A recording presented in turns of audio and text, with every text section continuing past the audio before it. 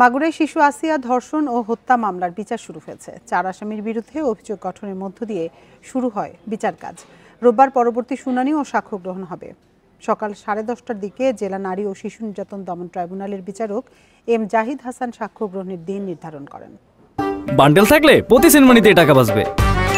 বিকাশ send money bundle কিনে জিতুন প্রতি লেনদেনে। মাগুরায় আলোচিত শিশু আসিয়া ধর্ষণ ও হত্যা মামলার 1.5 মাস পর 4 আসামির বিরুদ্ধে অভিযোগ গঠন করেছে আদালত। বুধবার সকালে শিশুটির বোনের স্বামী, ভাসুর, শ্বশুর ও শাশুড়িকে মাগুরা জেলা কারাগার থেকে ট্রাইব্যুনালে হাজির করা হয়। তাদের উপস্থিতিতে অভিযোগ গঠনের শুনানি শুরু হয়। আসামিরা ধর্ষণ ও হত্যায় জড়িত কিনা বিচারক জানতে চাইলে অপরাধের বিষয়টি অস্বীকার করেন তারা। এই মামলায় আজকে বিজ্ঞ আদালত ন্যায় বিচারকে নিশ্চিত করার জন্য উপস্থিত আসামিদেরকে জিজ্ঞাসা করেছেন যে আপনারা কোন আইনজীবী নিয়োগ করতে চান কিনা, এবং বিজ্ঞ আদালত বলেছেন যদি আপনারা আইনজীবী নিয়োগ করতে চান বিধি মোতাবেক কারা কর্তৃপক্ষ থেকে মাধ্যমে আপনারা দরখাস্ত করতে পারেন। ধর্ষণ ও হত্যা মামলায় জড়িতদের দ্রুত বিচার দাবি করেন স্বজনরা। প্রকৃতি যে আসামি তারা তো ফাঁসি দেবেন, আর যেগুলো জড়িত সেগুলো যে শাস্তিমূলক ব্যবস্থায় সে শাস্তিমূলক ব্যবস্থা দেয়, সার জন্য দেয়। দ্রুত বিচার হতে হবে, এই বিচারটা দ্রুত হতে হবে। বোনের শ্বশুরবাড়ি বেড়াতে এসে 5 মার্চ রাতে বোনের শ্বশুর হিট্টু শেখ তাকে ধর্ষণ করে হত্যার চেষ্টা করে। পরে চিকিৎসাধীন অবস্থায় 13 মার্চ হাসপাতালে মারা যায় শিশু আসিয়া। এই ঘটনায় 8 মার্চ 4 জনের নামে মামলা দায়ের করা হয়। Independent news.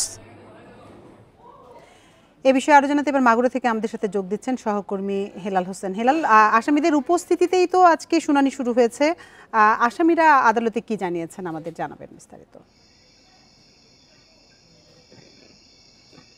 জি, আপনি যেমনটি বলছিলেন, আমি এখন দাঁড়িয়ে রয়েছি মাগুরা জেলার দায়রা জজ আদালতের সামনে।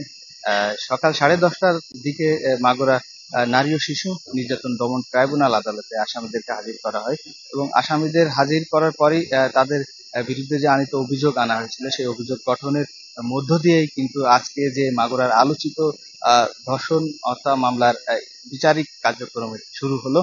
তো আসামিরা বিচারিক কার্যক্রম শুরু হওয়ার পরেই তাদেরকে জিজ্ঞাসা করা হয়েছিল যে তারা এই ধর্ষণের সাথে জড়িত রয়েছেন কিনা।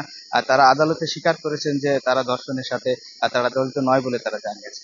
তো আমি আরেকটি বিষয় জানিয়ে রাখি, এই মামলাটি যেহেতু সারা দেশব্যাপী সহ মাগুরাতে আলোচনার সৃষ্টি করেছিল, যার কারণেই কিন্তু রাষ্ট্রপক্ষ একটি আইনজীবী এখানে নিয়োগ করেছেন।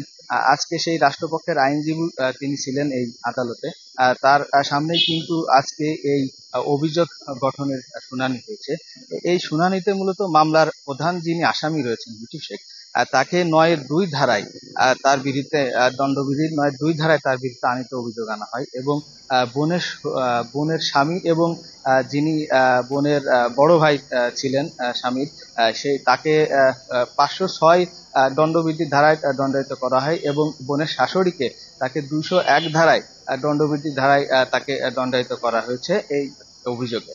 তাদের বিরুদ্ধে অভিযোগ গঠনের পর থেকে আজকেই কিন্তু বিচারিক যে কার্যক্রম সেটি শুরু হলো।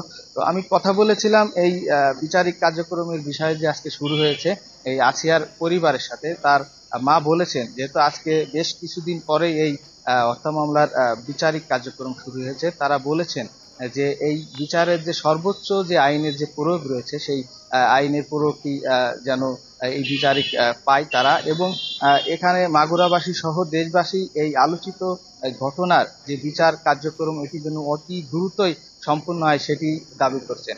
এবং আরেকটি বিষয় জানিয়ে রাখি যে এই শিশুটির পরিবার বলছেন যে এই আইনের কোনো ফাঁক ফোকর দিয়ে তারা যেন বের হয়ে না যেতে পারে, সেদিক থেকেও তারা বলেছেন এই বিষয়টি। তারা দাবি করছেন যে অতি দ্রুতই যেন এটি বিচার করা হয় এই হত্যা মামলার, ধর্ষণ হত্যা মামলা। তো এই ছিল মাগুরা থেকে এই মামলার সর্বশেষ পরিস্থিতি। মাগুরা থেকে জানাচ্ছিলেন সহকর্মী হেলাল হোসেন।